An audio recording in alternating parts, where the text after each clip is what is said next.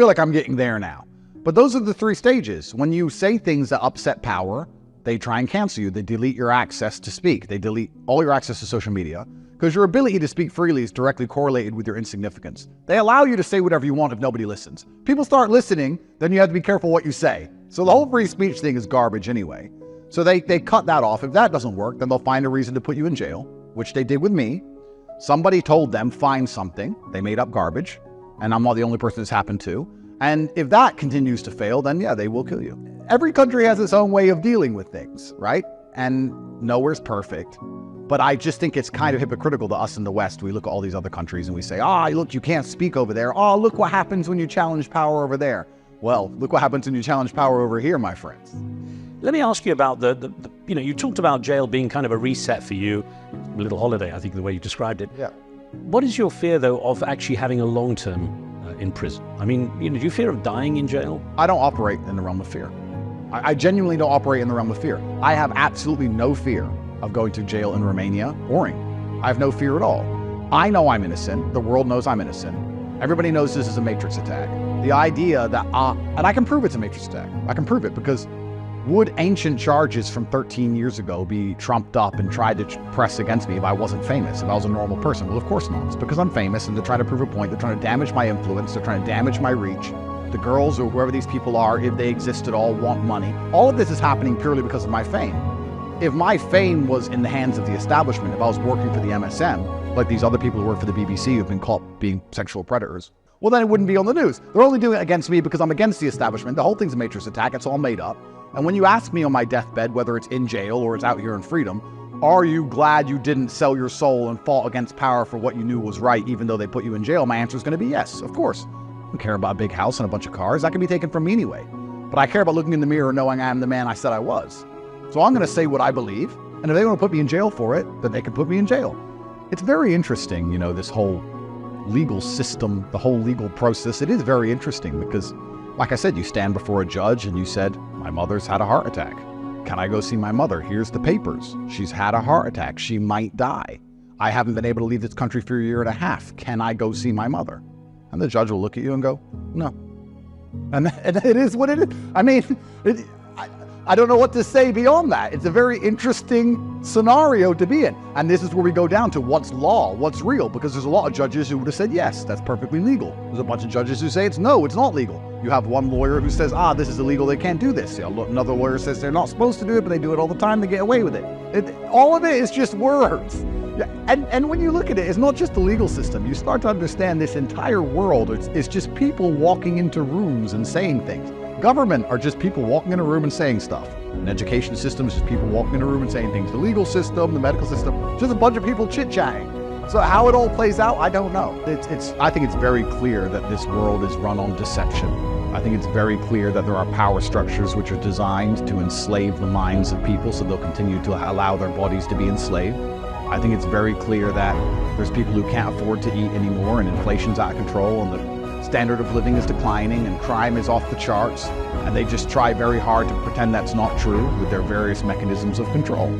And powerful people have always wanted to exert control. And when I fight against or resist these things, I want the world to understand that I don't even take it personally. Even though they've put me in jail, I don't take it personally. I have 110 people who work for me. If one of them was particularly troublesome and disagreed with everything I said and didn't listen to me, I'd fire him.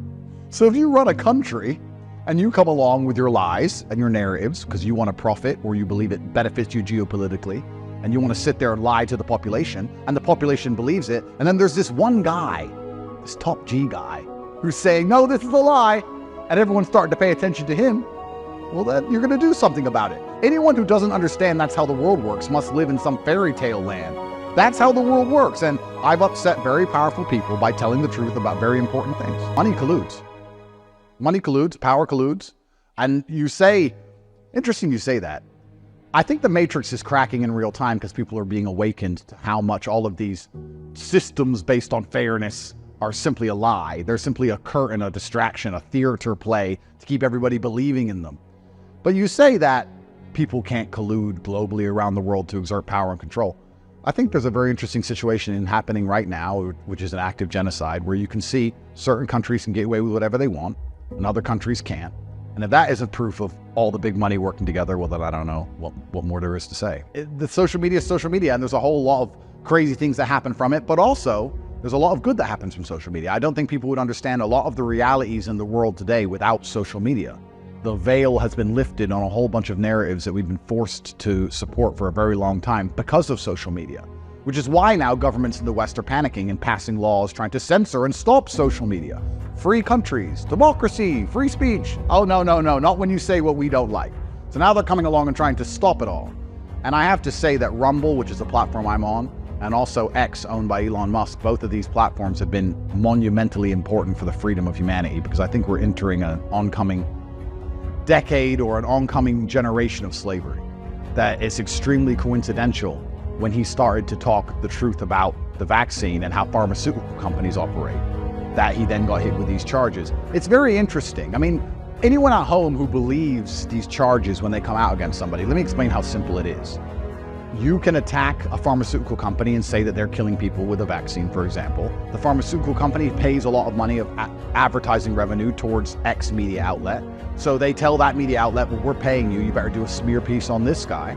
Then they use the media machine, smear piece, they drum up as much hate as possible, especially if they cancel all your social media at the same time, they work together so you can't defend yourself. Then journalists start calling around everyone you've ever known, or they inspire the police to decide to dig into you and call everyone you've ever known. And if they call 2,000 people who you used to know, they try to find a crime. And especially when crimes are so subjective now, especially in the West, right? And emotional coercion. So when police call 2,000 girls or 2,000 men who you used to know across a decade and say, did he ever emotionally coerce you? And they'll say, well, what does that even mean? And the police will say, well, convince you to do something effectively. And she'll be like, well, he asked me nicely to bake him a cupcake. I guess that's emotional coercion. Before you know it, you got a UK extradition warrant, and they're telling you in 2012 you were emotionally coercive. It's all a scam. It's a scam. And anybody who is sitting at home who believes any of these charges, which seem to always appear against powerful men who speak against the system, need their heads checked. When you say bad, is a snake bad? Is a tiger bad? When a tiger kills an antelope and rips his throat out, is it bad, or is it just being a tiger? The MSM is just being the MSM. They have their interests, which is either money or a narrative from a government, which they're told to enforce. The BBC is told by the British government what they want the people to believe. They are funded by the British government. If you're not funded by a government, you're funded by advertisers. You follow the money, you do what the money wants you to do, and that's the goal. I don't even see it as bad. I'm just realistic about how the world works. I'm not a fantasist. A tiger is not bad for killing an antelope, and the MSM isn't bad for lying. It's just their job. So is social media the antidote? It can be. And it looks like it's doing a pretty good job so far. It's certainly, like I said, lifting some very important veils. But how this ends, I'm not sure, because as the matrix cracks, as governments and as these huge, powerful banking institutions and all these people who control the money lose their ability to blanket control narratives, there's going to be a lashing out. And I feel like we're getting there now with certain legislation being passed. I think Scotland passed one 2 days ago. A lashing out is going to come against people who speak the truth, and a lashing out. I'm a victim of it myself. So it's kind of interesting. We've cornered the tiger of lies. And when you corner a tiger, they get extremely vicious, and we're going to see what happens next.